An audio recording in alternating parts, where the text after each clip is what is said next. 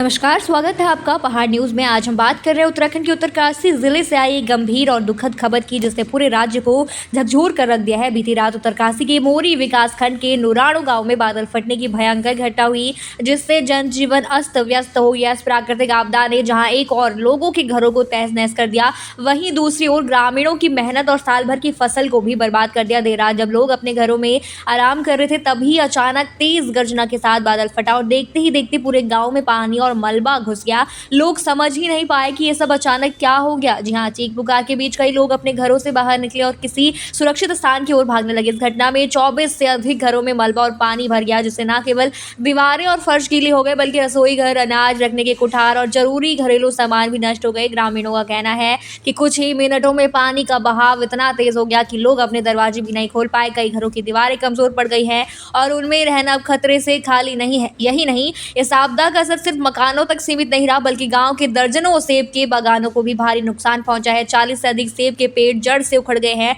जिससे बागवानों को बड़ा आर्थिक नुकसान झेलना पड़ा है। ये तबाही यही नहीं रुकी। अनुसूचित जाति की बस्ती में भूस्खलन के कारण कई मकानों के सामने और पीछे की जमीन खिसक गई है और जिससे उनके रहने का खतरा पैदा हो गया है। ग्रामीणों के चेहरे पर डर और चिंता साफ झलक रही है। उनका प्रशासन से गुहार लगाई है कि उन्हें जल्द से जल्द किसी सुरक्षित स्थान पर स्थानांतरित किया जाए और पुनर्वास की व्यवस्था की जाए। राहत और बचाव कार्य शुरू हो चुका था, लेकिन दुर्गम पहाड़ी इलाका और मलबे की मात्रा के कारण राहत पहुंचाने में काफी दिक्कतें आ रही हैं। आपदा प्रबंधन दल, स्थानीय प्रशासन और पुलिस मिलकर प्रभावित लोगों को सुरक्षित स्थानों पर पहुंचने में जुटे हुए हैं। मौसम विभाग ने पहले राज्य के कई जिलों में भारी अलर्ट, वर्षा का येलो अलर्ट भी जारी किया था और अब वे चेतावनी सच होती नजर आ रही है। नैनीताल और बागेश्वर जिलों के अलावा अन्य पर्वतीय इलाकों में भी भारी बारिश और आकाशीय बिजली गिरने की संभावना जताई गई है।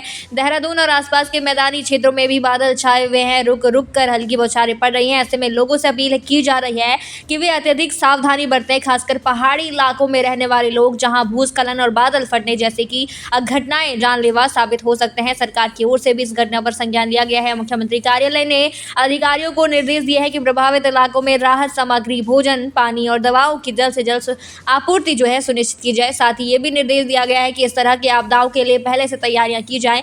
आप क्या सोचते हैं इस पर हमें कमेंट बॉक्स में जरूर बताइए और बने रहिए पहाड़ न्यूज के साथ ही चैनल को सब्सक्राइब करना ना भूलें।